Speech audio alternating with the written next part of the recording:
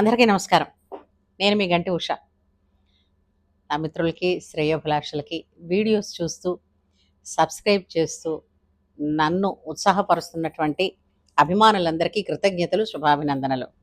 ఈరోజండి ఆహ్, ఒక పాటకి ఇన్ని వసంతాలా అనే ఒక శీర్షికతో నాకు ఆలోచనొచ్చిందండి. ఎంత కమ్మటి పాటో! ఇప్పుడు చూడండి మనకి మనిషి లేకపోయినా మాట నిలిచిపోతుంది అని అంటూ ఉంటారు కదా! ఆ విధంగా ఆ పాట రాసిన వారు గాని, సంగీతం చేసిన వారు గాని, పాడినవారు గాని, రచించిన వారు గాని, ఒకవేళ దానిని దర్శకత్వం కూడా చేసిన వారైనా కావచ్చు. ప్రస్తుతానికి ఎవరు లేరండి భూమి మీద. కానీ ఆ పాట అమృత తుల్యంగా ఇప్పటికీ కూడా బ్రతికి ఉంది అనంటే నిత్య నూతనంగా బ్రతికుండేదాన్నే కదండీ అమృతం అని అంటాం మనం. అవును గదా! ఆ లెక్కనండి ఈ పాట గురించి ఒకసారి ముచ్చటించుకుందామన్న ఆలోచనొచ్చింది నాకు. ఆ పాట ఏంటి అంటే 1967లో 'గృహలక్ష్మి' అనేటువంటి ఒక సినిమా వచ్చింది. ఆ సినిమాలో ఏఎన్నార్ గారు, అలాగే శ్రీమతి భానుమతి రామకృష్ణ గారు యాక్షన్ జేశారు. ఆమె ఆహ్, ఏమని చెప్పొచ్చు ఆవిడని బహుముఖ ప్రజ్ఞాశాలి ఆమె. ఆమె రచయిత్రి, గాయనీమణి, అలాగే నటీమణి కూడా. అద్భుతమైనటువంటి నటన. అసలు భానుమతి గారుంటే ఆమె రాజసం, ఆమె మాట్లాడే విధానం ఎంత అద్భుతంగా ఉంటుంది. ఎంత ఆత్మాభిమానంతో ఉంటుంది. అలాగే చక్కటి రూపం కదా!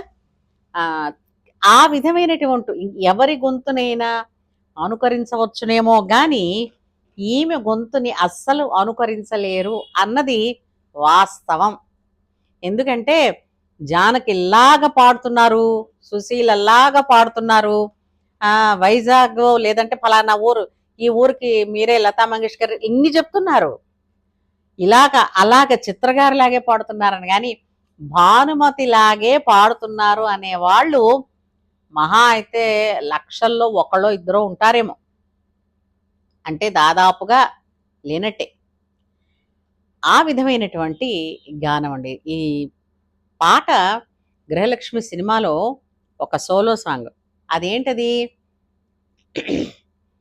మావారు శ్రీవారు మా మంచివారు కలనైన క్షణమైన నన్ను వీడలేరు నన్ను వీడలేరు మావారు శ్రీవారు మా మంచివారు అని అద్భుతమైన పల్లవి.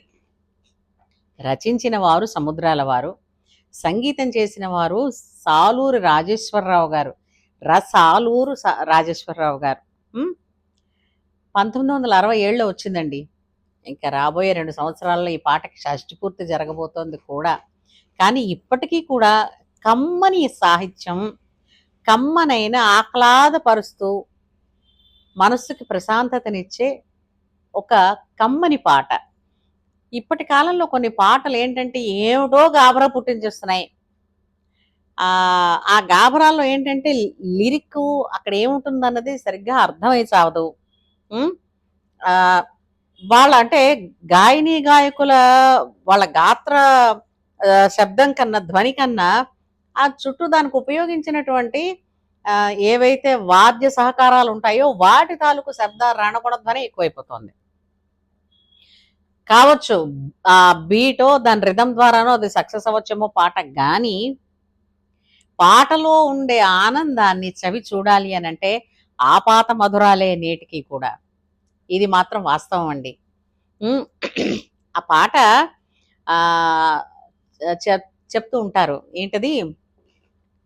ఒక విషాద గీతం. హిందీలో ఒక సినిమాలో ఉంది.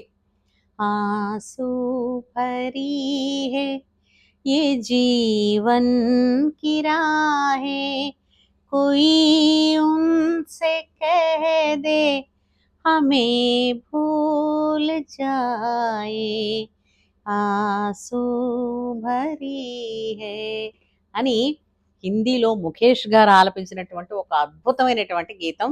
అయితే అక్కడ సందర్భం విషాదం, కానీ చక్కగా అది ఒక శృంగారభరితంగా ఒక గృహిణి తన భర్త కోసం పాడుకునే పాటగా మార్చారు దాన్ని. అదే రాగంతో మావారు శ్రీవారు మా మంచివారు, ఎంత చక్కటి పాట అండి. సరే, ఆ పాటలోని చరణాలు ఎలా ఉంటాయో తెలుసుకుందామా? ఒక్క నిమిషం. ఊహాతరంగాల ఉయ్యాలలుగి ఊర్వశిని నేనే ప్రేయసిని నేనే, సారీ మేనకను నేనే. ఊహాతరంగాల ఉయ్యాలలుగి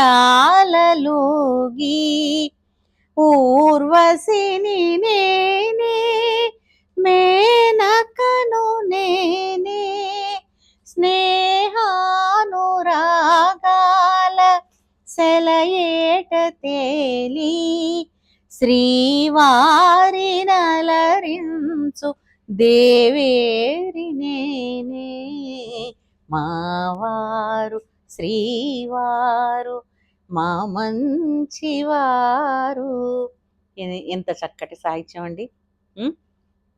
అలాగే రెండో చరణం ఆనందలోకాల సయ్యాటలాడే ప్రేయసిని నేనే శ్రీమతిని నేనే మందార మకరంద మాధురుల క్రోరీ మందార మకరంద మాధురుల కోరి మనసారదరి చేరు దొరగారు వీరే మావారు శ్రీవారు మా మంచివారు కలనైన క్షణమైన నన్ను వీడలేరు నన్ను వీడలేరు మావారు శ్రీవారు మా మంచివారు. చక్కటి పాట కదండి. మళ్ళీ మరొక వీడియోలో మరొక మంచి పాటతో మీ ముందుకు వస్తా. అంతవరకు ఈ పాటని విని లైక్ చేసి, ఇంతవరకు సబ్స్క్రైబ్ చేయకపోతే నా ఛానల్ సబ్స్క్రైబ్ చేసి షేర్ చేస్తారు కదూ. నేను మీకు చెప్పక్కర్లేదు. ఓకే, ఉంటానండి.